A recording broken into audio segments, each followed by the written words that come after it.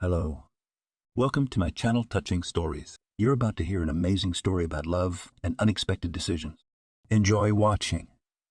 There aren't many left now who live in communal housing. Arienne belonged to that minority. Before, she had a 2-room apartment, which she earned by hard work at the factory. But then she had to share the apartment with her son, and it became clear that he wouldn't have earned any housing himself. And what can you divide a miserable, especially if it is located in a noisy, dirty yard? Harvey's son was bought a 1-bedroom. It was assumed that he still had everything ahead of him. There would be a family and children. Arienne moved into a communal apartment, one of those for the poorest, almost marginalized. The room was semi-basement, under the whole house. It turned out that people who deserved better conditions lived here for a while. Both teachers. They came from Central Asia, where conditions were absolutely unbearable. They had to practically flee, leaving everything they had. The couple were no longer young, and they were desperate to earn a decent place to live. They had a lot of experience, and both of them not only worked like the damned at school, but until late in the evening students came to their house. Harry was an unsurpassed math tutor. His pets easily entered even universities. From a distant Tajik town, he brought back a statue that had been given to him by the school children there. It was made in the form of a star, and the inscription, "To the great teacher," on the stand. The great teacher suffered from lung disease, suffocated in the basement, and dreamed of the time when his small family would move to the most modest 1-room apartment, but certainly with a balcony. There he would spend his free time, in the coolness of the middle belt of the United States, exhausted after the southern heat. There was a young couple, Naomi and Anthony, both working as janitors, who were also saving for a place to live.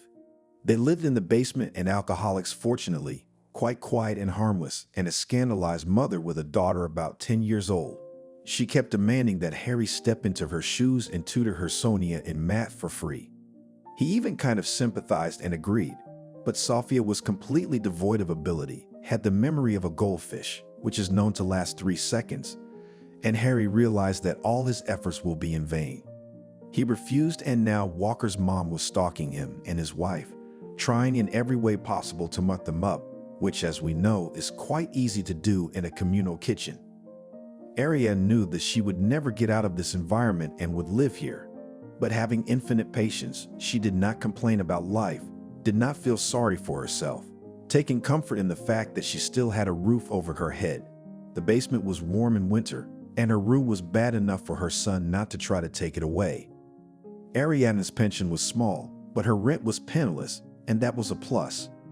It was one of the worst neighborhoods in the city, cut off from the rest by a federal highway, and, as they say, godforsaken. No park, no entertainment centers, not even a hairdresser's shop. Typical houses of the 60s, and bare yards filled with old cheap cars.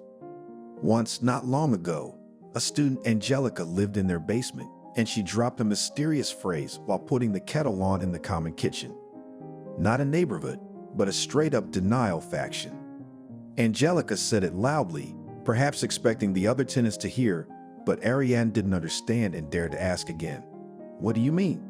Angelica hesitated a few moments and condescendingly explained.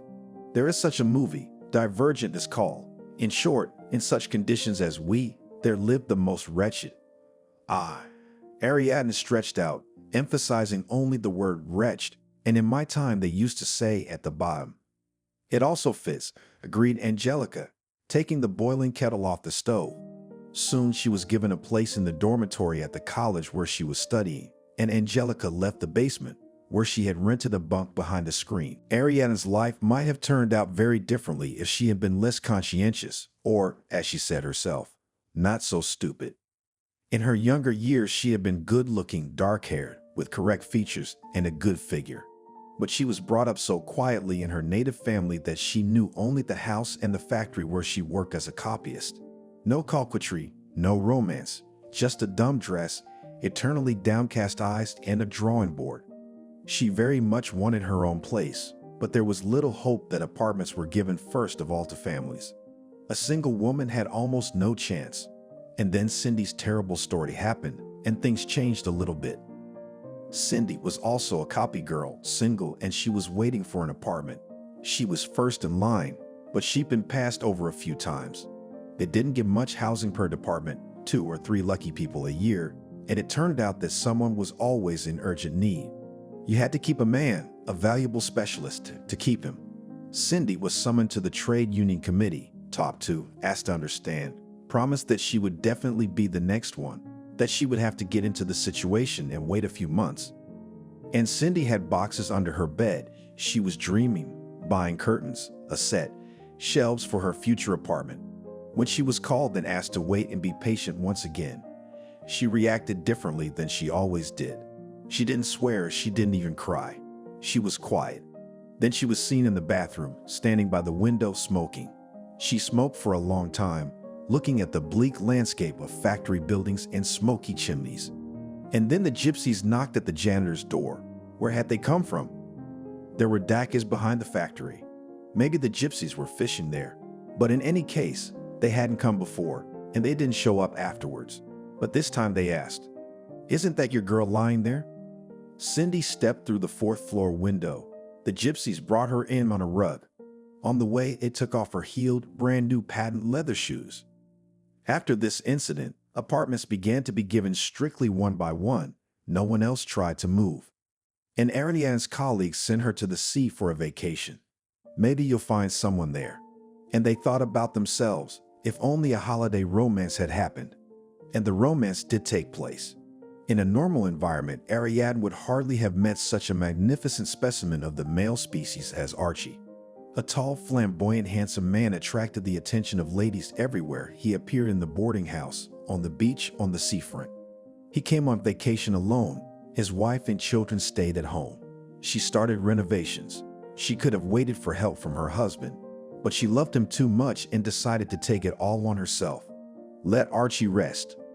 Archie wanted an affair, but no sequel. Why would he want to go to all that trouble and headache? With his trained eye, he chose Arienne. Moreover, their rooms were on the same floor, and they were at neighboring tables in the dining room. Archie began to give the modest neighbors such signs of attention that Arienne, as they say, the ground went out from under her feet.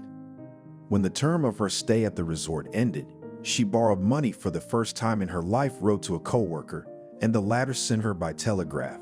True, she had to leave the boarding house and settle in the private sector. But Arienne was still allowed to dance evenings, allowed to walk along the paths of the beautiful Park Health Resort. The guards got used to her. Archie was so happy that she stayed. And then he left. Of course, he promised not to forget to write to call. But he did not give his number, explaining that his wife was very jealous. He proposed to meet at the same place, at the same hour, that is, to come both to the same preventorium next year. Arienne went to see him off to the train, and he waved to her for a long time when the train was already leaving the platform, until the conductor drove him in and locked the door. For the last few days, Arienne sat alone by the sea and wept silently, for she was so homesick.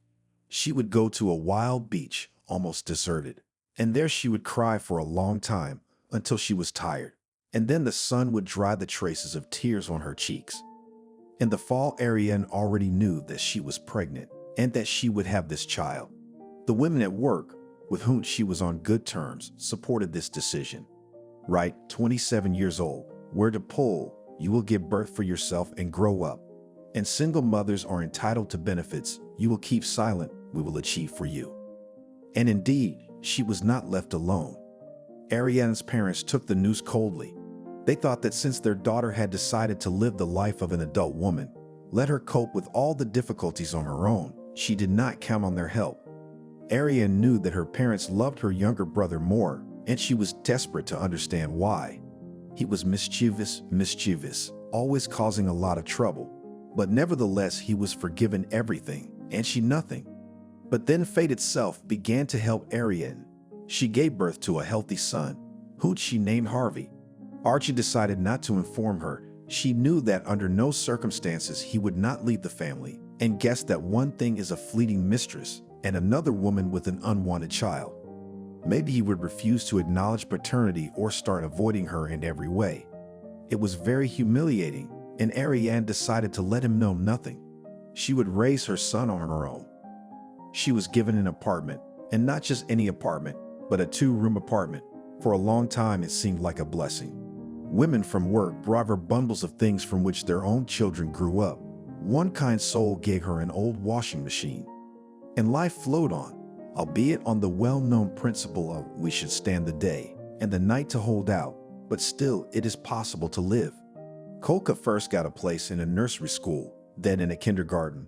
When he went to school, he was given vouchers to summer camp.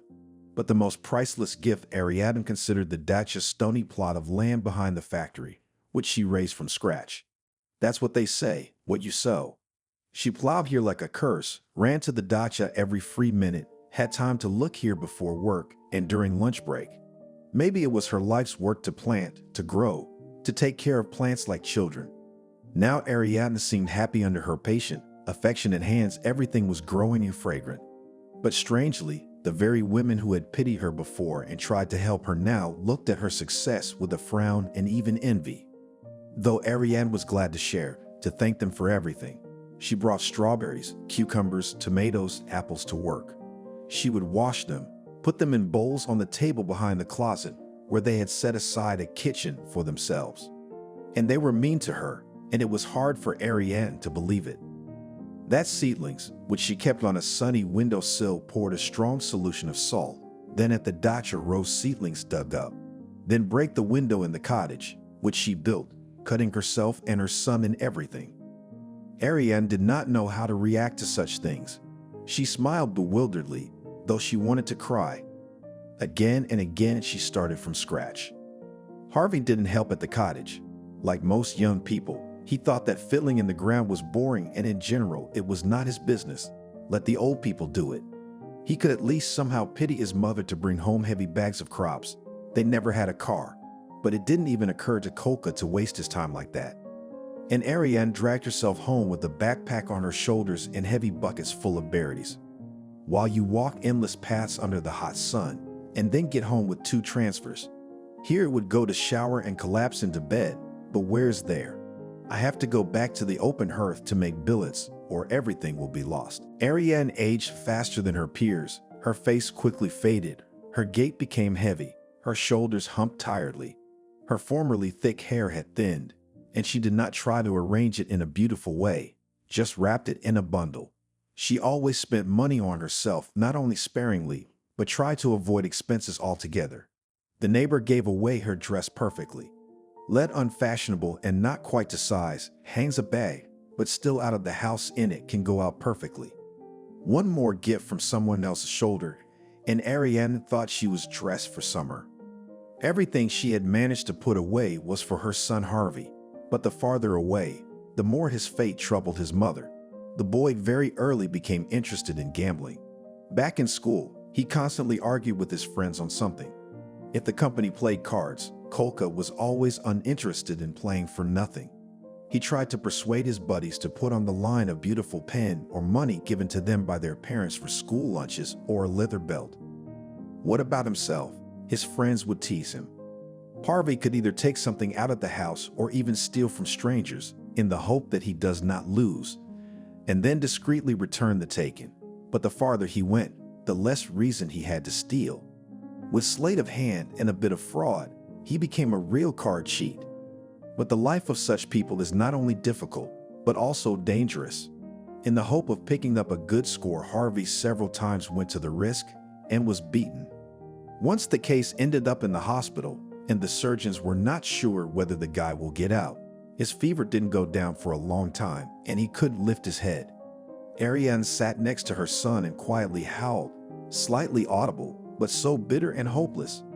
If Harvey had died, she would have been alone in the world for the rest of her life.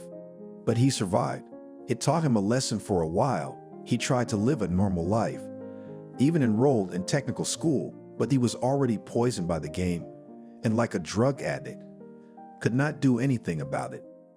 And then he learned that there is a casino, roulette, and he was finally blown away. Now he often didn't come home at night. The first time it happened, Ariadne lay awake all night, pacing the rooms. She called the ambulance station, asking them to let her know if there was a call for a guy with these signs. The next day, Harvey showed up late, his cheeks sunken, his fingers trembling, and he showed his mother a wad of money. Ariadne sat down like that. She could not believe that her son had gotten such a sum honestly. And how could a game be fair? 1-1, the up it lost, and it was good if he didn't get his hands on himself. She struggled with her son for a while, but there was nothing she could do. She had never meant much to him. Always a hard worker, busy doing things. She didn't have time to read to her son, or talk to him or go out. So he grew up a stranger, and with some even squeamishness looked at the old woman, who was dressed a little better than a beggar. It never occurred to him to use the money he had won to buy something for his mother. At least a bottle of perfume or lipstick. Although, if you think about it, why would she need it? She'd forgotten when she put on lipstick. And so Harvey was tired of it all to return to the miserable apartment, to listen to his mother's reproaches that he moved out, God knows where, disappeared like he vanished into thin air. Arienne was always afraid of losing her son. And then it happened. It went on like that for a few years, and then Harvey showed up out of the blue. It happened when he lost big, owed a lot of money to tough people, and they threatened him. If he didn't pay up, let him blame himself. That's when Arienne rushed to sell everything she had. First, of course, the apartment, for which a good price was not given. What kind of modern repairs without tears cannot look without tears? Babushatnik something. I managed to get Harvey's cheap one-bedroom and a room in his mother's basement. Almost everything in the apartment was gone. Arienne still considered the rug that hung on the wall, the tea set that had never been used, the chandelier with crystal pendants, and the gold earrings that her colleagues had given her for her retirement to be the most valuable things.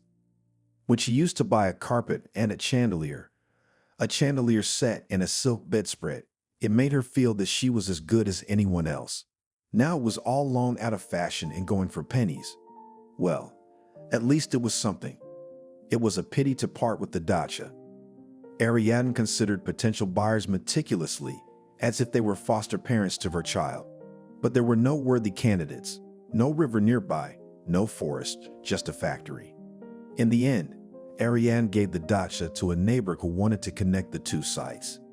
How Harvey got out of it with the debt Arienne never found out, but she realized her son felt a little guilty.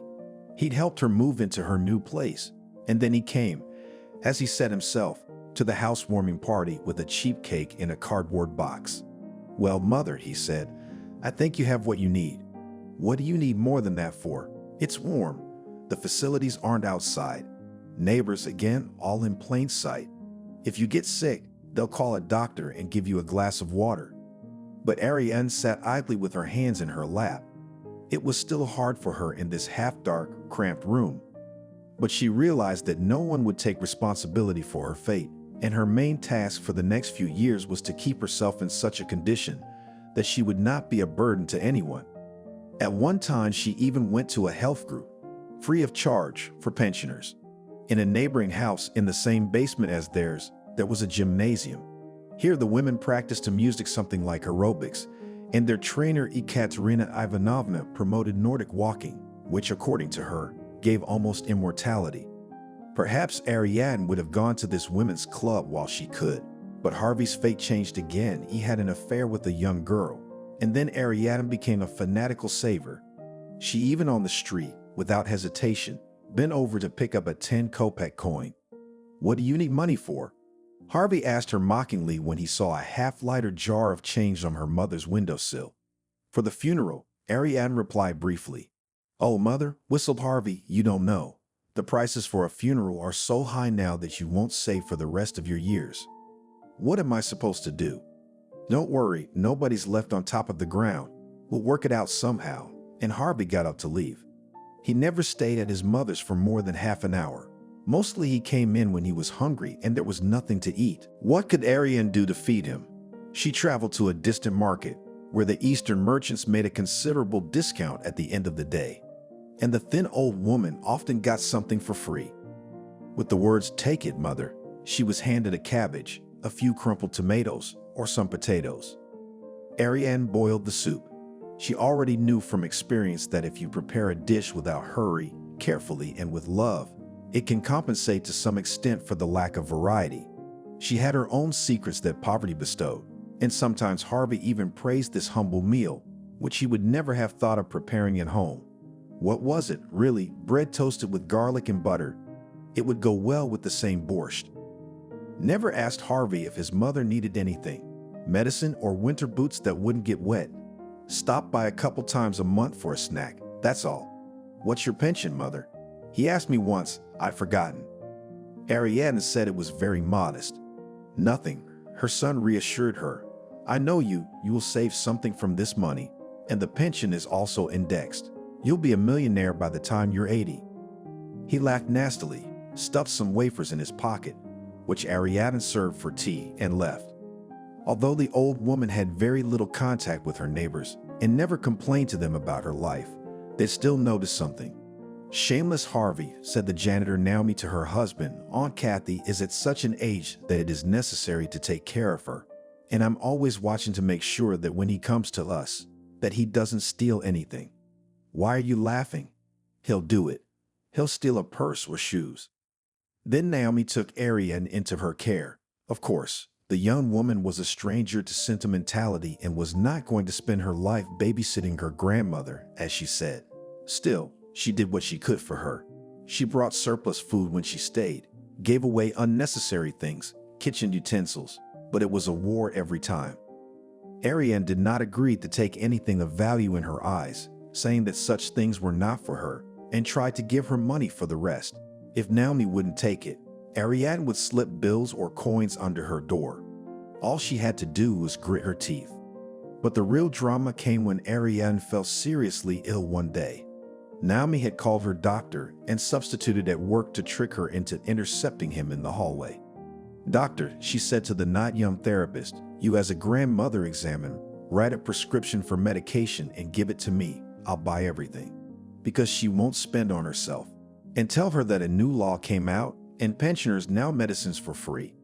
They say that you will give your neighbor all the papers and she will only run to the pharmacy. I would have such a granddaughter, sighed the doctor. Nevertheless, Arienne was seriously ill. She had a bilateral inflammation of the lungs, and she herself did not hope that she would recover. Naomi began to think that she should find Harvey and tell him that her mother was in trouble. She didn't have the man's address, and Arienne just waved her neighbor away. Let him, he doesn't care about me. What could be more important than a mother? Naomi was amazed. His games, Arienne covered her eyes. Let him play. I don't want him to curse me later. These days, however, Harvey himself decided to visit his mother. Naomi came home just as he was leaving. With Harvey, she had long been on your own, and now without delay approached him. Have you completely abandoned Aunt Alia? Why? Harvey didn't even understand. It was impossible not to notice that the old woman was ill. She even sat up in bed with difficulty, had no strength to put on a robe to go to the bathroom, a pot next to the bed, a stool filled with medicines. Why, am I a doctor? Harvey excused himself. You can call the clinic. The district doctor will come. He will help. What's that got to do with me? There was already a district doctor. Naomi attacked him. But you know, they don't treat old people much.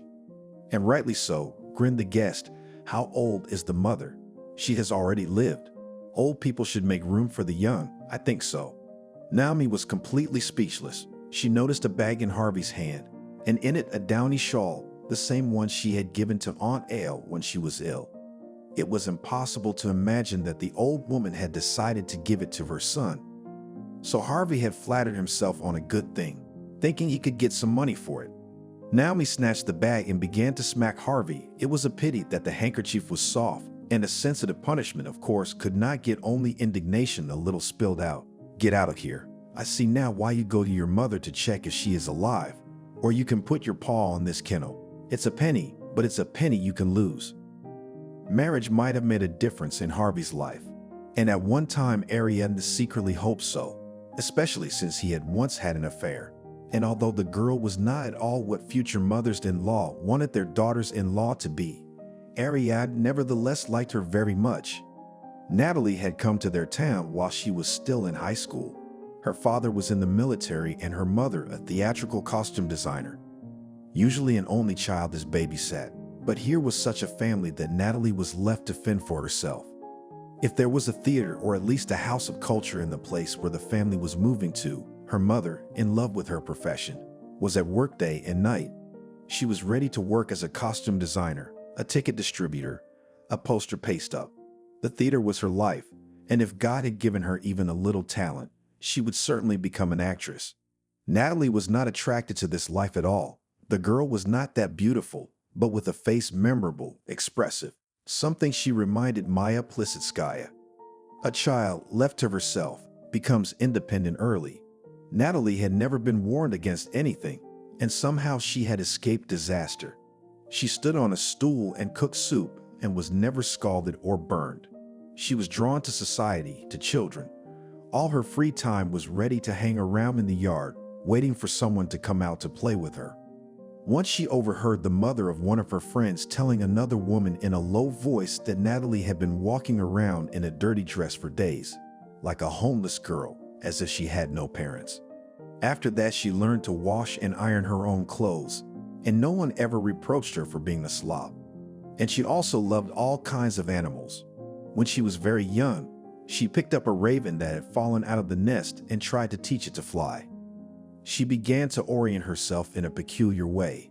Once her mother took her to visit her friend, and Natalie forgot her favorite toy dog. When she woke up the next morning, she realized that her dog was sick and lonely. It must be taken away. So the girl went to pick her up after kindergarten, and there were so many blocks to walk. How did she get there? How did she find the entrance? She went straight to a familiar apartment. A friend opened the door. "What's up, Natalie?" "I'm getting my dog." "Where's your mom?" "Mom will be here in a minute." And half an hour later, my mom was at the door. "They told me they took you away. But how did you get here?" After that, Natalie navigated very well in space. Even in the Bryant's forest, near the village where her grandmother lived, she was not afraid to get lost, as if she had a compass in her head.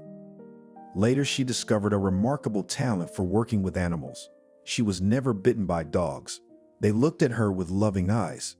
Wherever she went, if there were animals in the house, they would always start petting Natalie.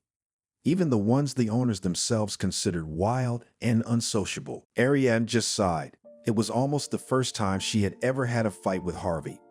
"Who did you get instead of Natalie?" she said with a knife to her throat. "Is it a good thing? A girl like that loves you and you." "Come on, mother." Harvey was in a peaceful mood at first, and he tried to reduce it to a joke. "What's the matter?" "Well, Natalie is Natalie. It's time we took a break from each other." He'd never seen his mother so upset before. "Let me give you some money. Go to the capital. Look for her." Arienne wailed. "Maybe you can persuade her to come back." "No way." "And you give me money." Harvey laughed. "Marina and I will not hurt. We are going out today. And so we'll go to the restaurant. We'll drink a glass to your health." Arienne waved her hand and cried. Natalie never called her. Month after month, Arienne met the girl's parents from time to time and asked if she had any news. She didn't call or write to us either. They shrugged. "I guess her life is more interesting there than it was here." The whole current generation is like that. They don't care about their elders. They only think about themselves. But Arienne felt that this was not the case. She thought glumly, referring to Natalie's father and mother. "I couldn't bear it if I had a girl who'd gone far away and never let me know about her. It's not a boy. Anything can happen. I'd walk on sleepers, but I'd get to my daughter, find out what's wrong with her." In the end, she'd given up all hope not only of seeing Natalie, but of finding out anything about her. Harvey's girlfriends didn't stay long, and Arienne couldn't remember their names. Her son brought other girls home to spend the night, and not every girl condescended to notice Harvey's quiet, uncomplaining mother, much less to help her. And then on a weeknight, the phone rang and Arienne heard Natalie's voice on the receiver. "Where are you?" She froze.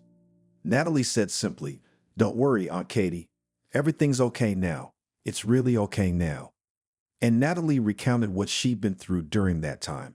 She and her friend had parted ways in the capital. She had always been a good dancer, and she was on her way to Washington, D.C., already knowing where she would work in a private circus group. She was going to be an Oriental dancer. She asked Natalie, but she knew she couldn't go that way. "I left when I was pregnant, Aunt Kathy," Natalie said. "That's why I was in a hurry. I knew Harvey wouldn't stay with me, and I didn't want to play the pity card and force him to sign. Remember, I told you I had my pride too, and I wanted to hide it from him and from my parents." "And from me?" Arienne asked in despair. Wouldn't I have helped you? I would have taken you and the baby to my house. My God, that would be happiness for me. I would have a daughter and a granddaughter or a grandson. Who was born to you, Natasha? It was very difficult at first. Natalie didn't seem to hear the question. No, there's plenty of work. They'd offered me a job at the factory where they make paper. They gave me a place in a dormitory. I wanted to go there, but the work was physically demanding. I couldn't. I got a job as an administrator at a sports club. I was allowed to sleep there in the basement in a small room where the equipment was stored, but how cold it was there in winter. I was forbidden to bring a heater due to fire safety violations, and at that time I had a shepherd dog. God knows whose dog was running near our club, hungry, skinny ribs sticking out. I used to feed it. And then I decided to take it to my room for the night, so we kept each other warm. Anyway, Aunt Kathy, I had twins, 2 girls, but only one survived. And the doctors had no hope of saving her. She was 7 months old, weak. Arienne could only cry quietly into the phone. How they didn't take her away from me, I don't know, Natalie continued. But after that, my superiors, out of pity, I guess, came around. They promoted me to a higher position, and I was able to rent a place for me and Christine. And in the summer, I went to the same girlfriend who got a job at the circus. Where? Arienne choked up. Well, to that one you remember, with which in the capital together went to the capital, patiently explained Natalie. They had a place vacated. The artist left one, who worked with dogs.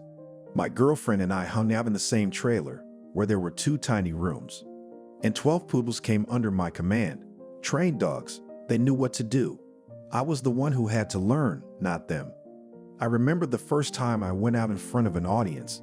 It's good that I can't see very well, but I realized that there were a lot of people looking at me. And then I didn't only work with dogs. An artist has to be a jack of all trades, especially in small groups. Now I'm doing Oriental dance.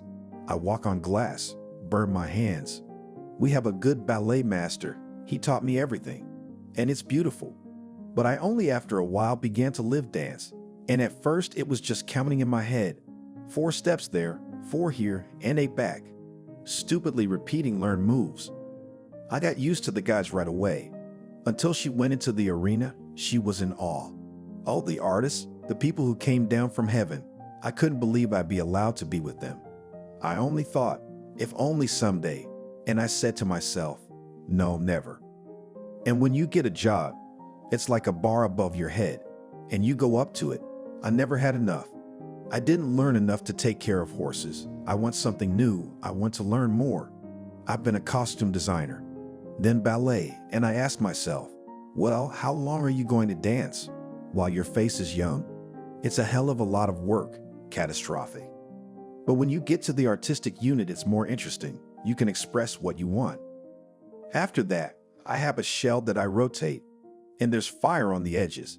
This one's pretty heavy. I looked, people have spun it before me and nobody got killed. It's also hot. If you hold the gloves in one place, they melt. At first, I went out with fingerless gloves. I wanted to show I was a cool girl. It felt like picking up an iron, and you can't quit. I grabbed the edges spinning. The bubbles on my fingers popped and immediately burst. A crust was formed. All right, I think it's good that there are no bubbles, but the next day I was already wearing gloves. Hands are a working tool. You have to take care of them. Then I worked in another team. I still remember it now. There was a young man there. That stabbed him, unfortunately. They said, "You're not needed. There's nothing to see." But we had a strong show. The artists were all professionals, masters of sports in rhythmic gymnastics, champions in karate. And our goal was that not only grandmothers and kids would come to the circus for cotton candy, but also young people. All our show was for young people. People came to see us. It was a colorful show. It was like a whole team.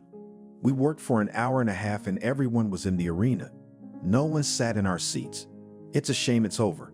It was a pity for the labor, and we were always without money. We didn't have enough for anything. And I have a child growing up.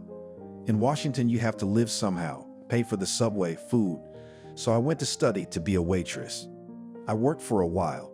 Being a waitress from bell to bell is hard. I could do anything. I could even replace the cook, but it was hard. In the circus, there are rehearsals, performances, but there's also free time to just live. And the atmosphere in the circus is different for me. In poverty, without raising my head from poverty, I thought, what next? Go back home. I have no friends or enemies left in it. Life doesn't even smell the same there. It has a different pulse. Then I tried another group of people. Came to the circus and realized I'm never leaving Washington again. We're already with the best performers. And that was the bar too. The bar was set. But how do you stay in DC? I stayed at a horse base where the stunt guys were practicing. I got there, unpacked my suitcase, and I stayed. I didn't want to train with horses at the time. You get used to them, and then to leave, to tear your soul to pieces. I was still working as a waitress, and it bored the hell out of me. In the end, I thought I'd ride a horse. I rode one day, another day. The girl helped me. She showed me how to sit, how to hold on. Slowly, I settled in among the stuntmen. I know some things I don't. At first, I was afraid to even go near the horses. I got nervous. Every day I asked myself, why am I doing all this? Then I see my hands are still there. No one's blowing my fingers out, and I'm working. Will I ever see you again? Arienne asked breathlessly. Natalie sighed. I think I'll see you on Katie. I have nothing but good feelings for you. You've never hurt me with a word or a look. Never reproached me for anything. As you know, I don't want to go back to your town. All this time, my parents never called me once. They wanted a quiet old age, a full house and evenings to walk hand in hand. They got it. And why would they want a daughter with no husband, no kid, a circus girl? Fuck it. Have you fallen out of love with Harvey? Arienne asked. And you won't ask about him. Another sigh, patient. Well, said Natalie, tell me about his life. Arienne began to recount, but she had nothing to brag about. He was still an avid gambler, no steady woman, but at least he wasn't in jail. With his way of life, he would have been in jail by now. I feel sorry for you, Natalie said. Your son won't change even in his old age, and you'll never get support from him. Well, wait, when Christina grows up, we'll take you to our house and you'll grow old near your granddaughter. Arienne smeared tears on her cheeks. Natalie never called again, but Arienne's life changed from that day on, filled with meaning. She hadn't been stingy before, but she knew she couldn't spend an extra penny. There would be nowhere to get it. Now if she read Balzac, she'd think she could be a worthy wife to Papa Grande. She was living on such a pittance that Harvey stopped eating at home. It's impossible to take this chowder in your mouth, he complained. Water by water, grain by grain, chasing with a club. At least make sandwiches. His mother cut him a piece of bread, smeared it with cheap mayonnaise, and spread onions in circles on top. Shit, I'm going to go to a burger place. At least I'll have a proper meal. You're out of your mind, feeding us like beggars. He didn't give any money for food, and he didn't bring any groceries home. It was his way of saving money. He was never afraid of being broke. He knew his mother would feed him no matter what happened. What are you saving for? Once he couldn't stand it, because now you spend nothing on food, you must have some money left. For the funeral, Ariadne answered briefly. Do you want a black granite monument? Or are you thinking of bribing your way into some famous cemetery like Vaganka or Novodevichi? But when the hour comes, I'm sure you won't have a dime to spare. I'll see from there, from the other world, that they're collecting money for my funeral like a beggar, and I'll burn with shame. Would you care if you were already there? Harvey laughed. No, mother, it's all nonsense. We have to live while we're here. Let's gut your stash, order something tasty at the restaurant, have food and drink delivered to our house, and sit down. Ariadne only shook her head fearfully. If Harvey had known that she didn't really care about the funeral, she wanted to make it up to Natalie and her little granddaughter, who had already suffered so much. Arienne dreamed of putting away as much money as she could and then giving it to the girl. She began to think about what else she could do for a living. As long as she was healthy, she sold seedlings in spring and summer crops from the cottage, knitted and sewed toys in winter, funny cats, bunnies, at least some, but a penny. And those toys, which succeeded her better than others, she hid for her granddaughter. But she never had to give her granddaughter presents. One day she met Natalie's parents again, and now she looked down on them, thinking she knew more about their daughter than they did. The couple had grown very old. And Natalie's mother looked especially bad. "We're in trouble," she said as soon as Arienne said hello. Natalie had crashed on the set. "How?" Arienne cried out, not recognizing her own voice. "How?" Interrupted her mother with some irritation. "She was a great stunt woman, did you know? She jumped off a cliff, and they didn't calculate it. She had complicated fractures, and they were putting her back together, as they say, piece by piece. I went to DC. I wanted to take my granddaughter to see her, but I didn't." Natalie asked one of her friends to watch her daughter. "I never got to see Christina. I thought maybe at least at this moment Natalie would tell me who the girl's father was. No, she didn't say a word about that bastard." Arienne lowered her head, her cheeks scalded with boiling water. And when Natalie was discharged, she packed her things and left with her daughter. Obviously, her old job was over. She was on disability. God knows where she took Christina. "How long has it been?" Arienne asked. "It's been a year now. And you didn't try to find her?" "We tried. How could we not? We asked friends, doctors at the hospital. Maybe she said something to someone." "No, they're all just water under the bridge." One of her friends seemed to know she had a Dina, but she didn't say anything. "She's just gone." "So that's the way it is. If she doesn't want to see us, why should we bother?" "But it's your daughter," Ariadne said forcefully. "Do you realize how much a sick person needs? The same medicines, and how will she bring up a child in such a state? Why are you telling us off? Did you raise your son well? There's nothing I can do about mine. He's lost. Even if he dresses well and doesn't drink, he's a lost soul. And Natalie's your golden girl. If you find any trace of her, let me know. I'll take her in. Or if she wants me to go to her, I'll help raise my daughter. I have a pension. I won't sit on my neck." "Are you crazy?" Looking her straight in the eye, Natalie's mother asked, "What makes you think we'll give up our daughter to you so easily? Do you have one? A daughter?" Arienne held her gaze for a few seconds, and then she grinned as hard as she had ever grinned before and walked away. She knew that, of course, Natalie's parents would not only not let her know if they had any news of her daughter, but after today's conversation, they would probably stop saying hello to her on the street. It would have been possible to be more cunning, to butter her up, to flatter her, to begin to visit the house at least occasionally, and then sooner or later, some news would have appeared. But Arienne did not regret that it had happened that way. For too long she had resented Natalie. If she herself was childless with a living adult son, Natalie had been an orphan with living parents since childhood.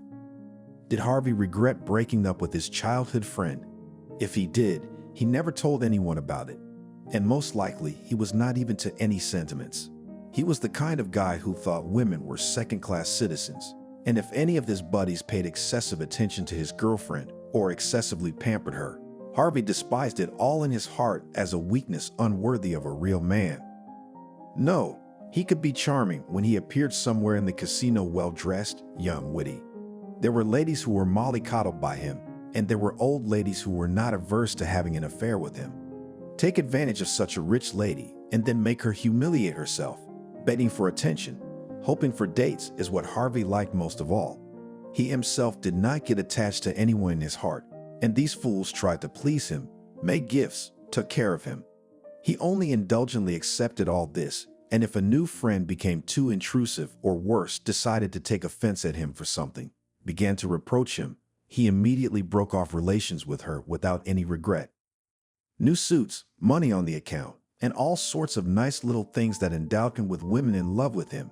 A purse, expensive cologne, a gold bracelet in the form of a chain another blessed woman hoped to chain him to herself. Once in a while, Harvey wondered while he was young whether he should choose an older woman and marry her, but he kept stalling and stalling. He valued his freedom too much, his lack of any obligations. And then he met Cecilia. She was the daughter of a local businessman, not too big, but still he could give his only daughter everything she wanted. Cecilia graduated from high school somewhere in Europe, and for the vacations, before continuing her studies at the university, came to her father. She ended up at Harvey's favorite casino by accident. Her parents introduced her to peers from good families, with whom she would not be bored to spend time. And the guys had fun, using the summer days to the fullest. They had already been on a yacht and picnics at Daka's, And now they accidentally wandered into a casino. They say if you see someone you like, it's like chemistry. That's what happened to Harvey when he saw Cecilia, small, fragile, in a light-colored dress. In short, he forgot about everything else.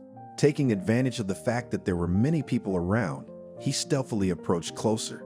His buddies urged the girl to play roulette. She refused. She said she was awkward. She was always unlucky. Finally, she gave up, and she lost. I told you, she shrugged her shoulders. Good thing she bet a little. Strange, Harvey came up to her. Fortune usually likes newcomers. Let me stand next to you. I bring good luck. You bet your ass. No, the girl continued to refuse. Don't doubt it. Harvey smiled meaningfully and touched her hand for a moment. Let's check it out. God knows what he hoped for. All his assurances could fall to ashes. But a miracle happened, and this time Cecilia won. And so began their acquaintance. Harvey could make a truly irresistible impression when he wanted to, and he arranged it so that when they said goodbye, they exchanged phone numbers. And Harvey called the girl the same evening. Something happened to him that had never happened before. He fell in love. This young girl had everything he wanted and didn't have. At home, she was carried in his arms. Cecilia had traveled all over the world, spoke English more fluently, and generally belonged to that mysterious world in which he tried to call Cecilia first thing in the morning to see what her plans were for the day. Not so long ago, he had hated such intrusiveness on the part of women, and now he was becoming like an obsessive admirer himself. However, Cecilia was still favorable to him and often agreed to go out with him. Harvey invited her to a restaurant, then to the movies, then to the equestrian club as he heard that she is fond of horses. Once he wanted to give her an extreme entertainment parachute jump, but her father strongly objected and told his daughter to spend as little time as possible with this unreliable type.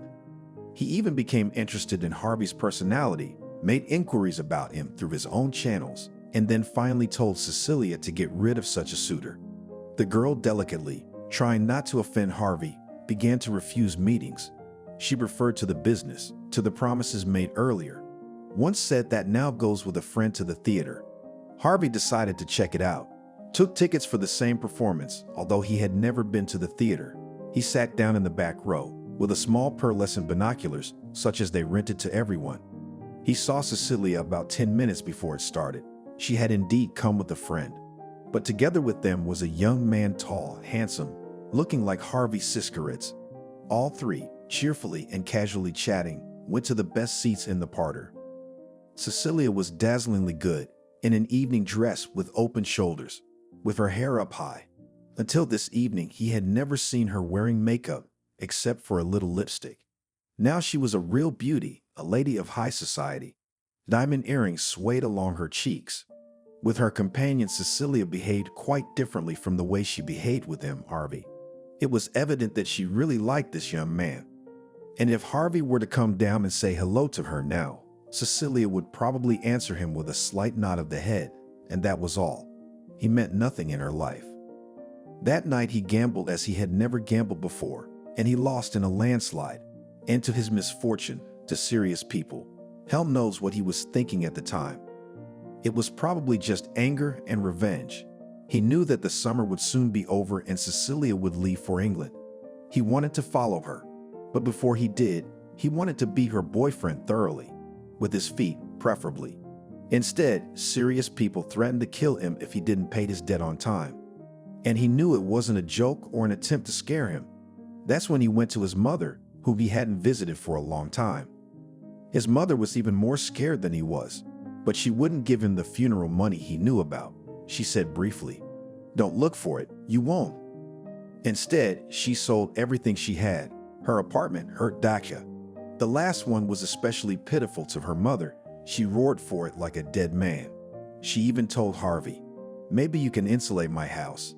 Then I don't need any housing at all. I will live here." He just waved me off. "Old, you already winter in the cottages. I don't know who is loitering here. If they see the light, they'll break in, slap you on the back of the head, and that's it. No way." Arienne calmed down a little only when she learned that the dacha was ready to take a neighbor with whom she was on good terms.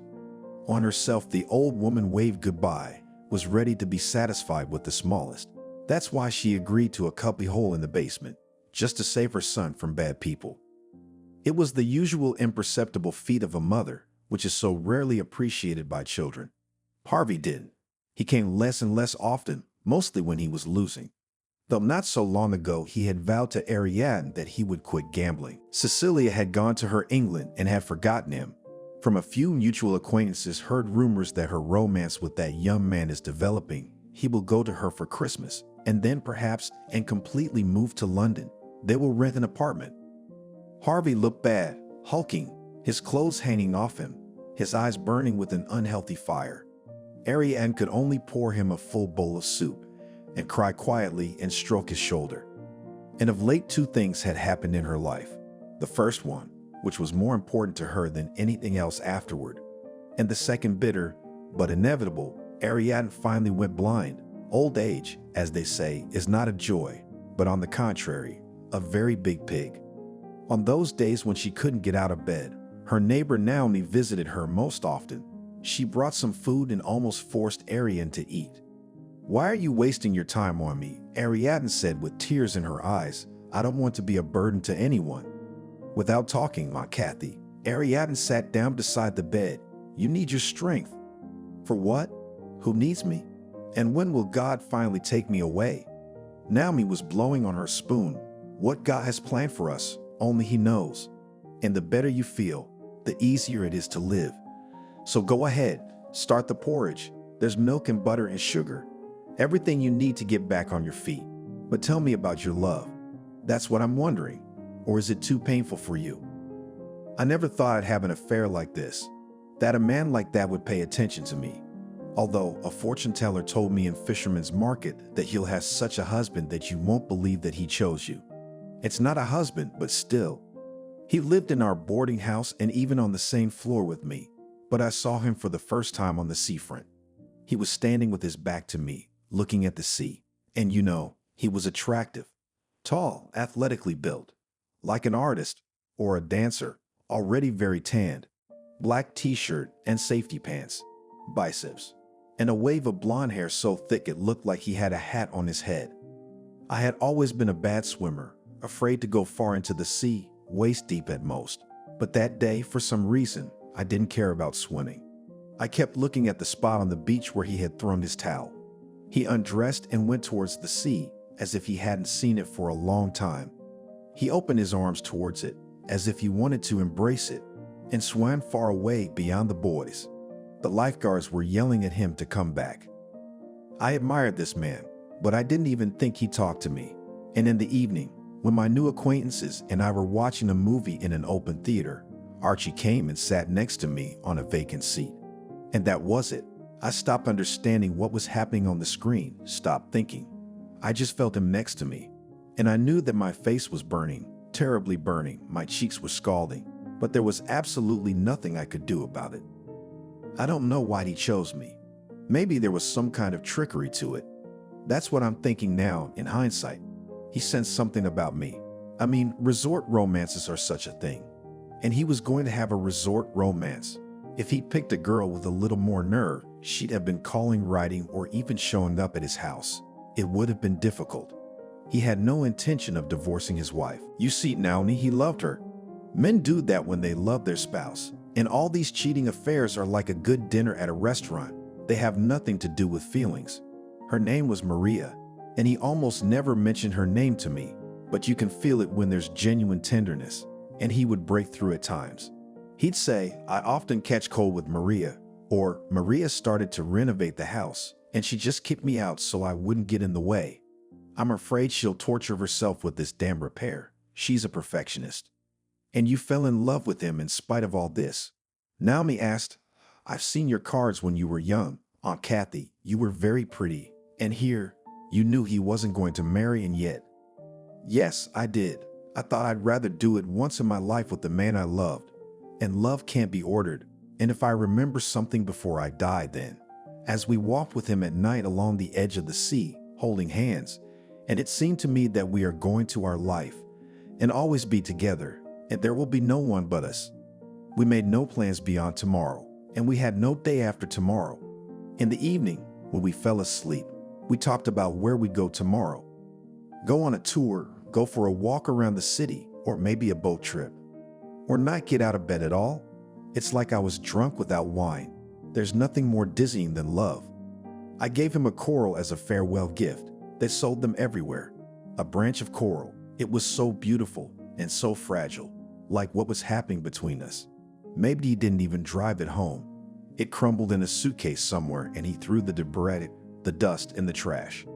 All right, I understand about the affair, Naomi said, but did he never think he was being mean to you? The thing is, my eyes were so bright around him. He must have thought he was giving me great joy. He was. But he ruined your life, Naomi exclaimed. He didn't know I was pregnant, Arienne argued meekly. But he could have imagined it would happen. You left home to raise his child. You put your life on this poor Kolka, which now he just finished. After all, everything could have turned out very differently. A good husband, children. You would not be hunched over from morning to night to earn an extra penny. Don't you blame Archie at all now? No, Arienne answered simply. I think my youth and my happiness ended the moment he got on the train. Then there was only the sense of duty to raise a son, to put him on his feet. And now there's more. Well, you know. Both women were silent for a moment. How did you find her, Natalie? Naomi asked. I searched and searched. Arienne shrugged bitterly. I searched for years. I wrote to one to another. And then someone gave me the address of a friend of hers. She didn't answer my letter, so I went to Washington. At first, that friend wouldn't even talk to me, especially when I told her I was Harvey's mom. You see how it all gets passed down. You said Archie ruined my life, and then his son turns out to have ruined another woman's life. And then you. And then I just knelt under the window of her house, and I told her I'd stay there until she told me where Natalie was. Late at night, it was cold, and there was a light on in the window, and then this friend came out with Natalie's card. She shoved it in my face and said, do you remember what she was like? Look at what she's become. And that's when I cried. I just burst into tears. My friend looked at me for a long time, and then she wrote Natalie's address and phone number in pencil on the back of the photo. But it was too late. Do you know how Archie's life turned out? Well, of course not. It was indirectly through mutual acquaintances. They didn't know he was my lover, that I had a child with him. They were just friends of his family. He'd been doing well for years. A house, children, his beloved wife. Maybe after me, he had a dozen more such resort romances, which he safely hid from his wife. And then she got seriously ill. So now, as far as I know, he's a widower. So maybe he could help Natalie. She's a lot like me, and she knew the Archie story. She wouldn't take help from a man like that. He wouldn't have offered. He cut me out of his life a long time ago. The minute he got on that train, it was over for both of us then, only in different ways. For me, my life. For him, a fling and a nice vacation. There was no one home that day. Arienne sat quietly in a chair near the window, though it could only be called a window at sidewalk level. It was always half dark in the room during the day. But now Arienne was playing solitaire, something Naomi had taught her recently, just to pass the time. Besides, it was fun to make a wish every time it came out or not. The old woman was looking forward to a few peaceful hours of peace and quiet when Harvey showed up. He had always looked bad lately.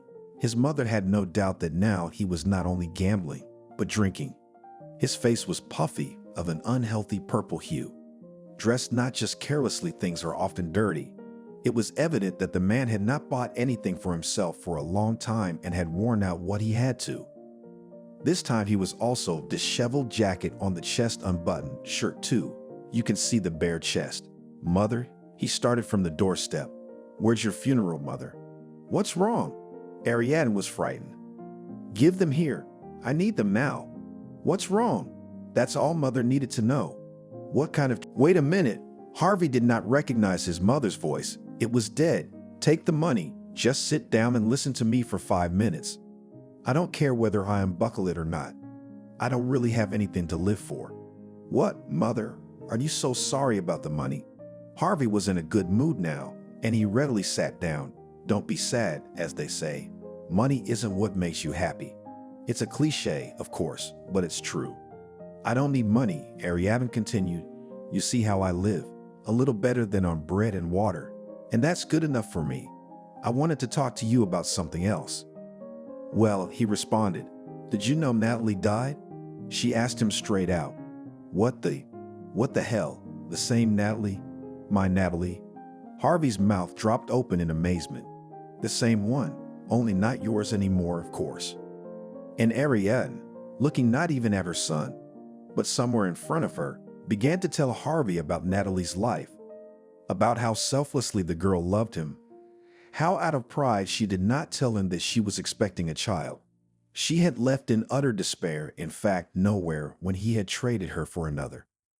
As if to herself, Arienne told her how Natalie had spent the winter in a cold cellar, how she had lost her child, but she didn't return home with the second baby because her parents didn't need her very much either.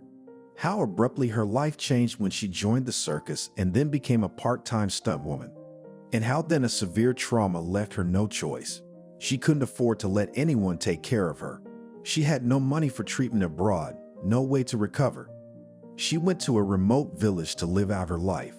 In fact, she's my family, not you. She didn't want to burden anyone either, didn't want to be on anyone's back. I'm the same way. I asked you for something once, remember? Sometimes I can't sleep at night because of the pain, and I don't have money for medicine. Did I take a penny from you? You don't know what it's like to take care of an old mother." So she started to drink from such a life. Many people drink in the villages nowadays. Of course, she didn't turn into what you are now. She's still a human being. Only her health collapsed, and a few years ago she left.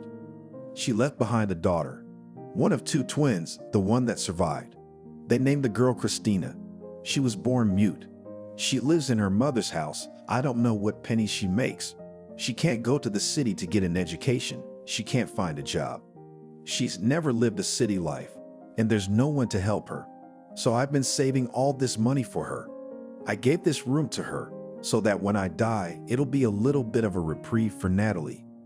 So if you take it all away from me now, I'm gonna die.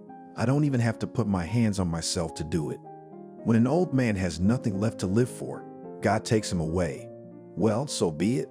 I'm tired, Harvey, for my long life, if you knew how tired I am. To work without respite all my century. I want eternal rest, as they say when they say goodbye. Sleep well? I thought I'd sleep well. But if you take the money away now and piss it away, I won't be at peace there either. Well, why am I trying to make you feel sorry for me? It's no use. Go on." Harvey sat at the table and cried. He hadn't cried in a long time, not since he was a boy. And now the tears were flowing and flowing, and he couldn't stop them. The wad of money, tied with a rubber band, was still lying on the table.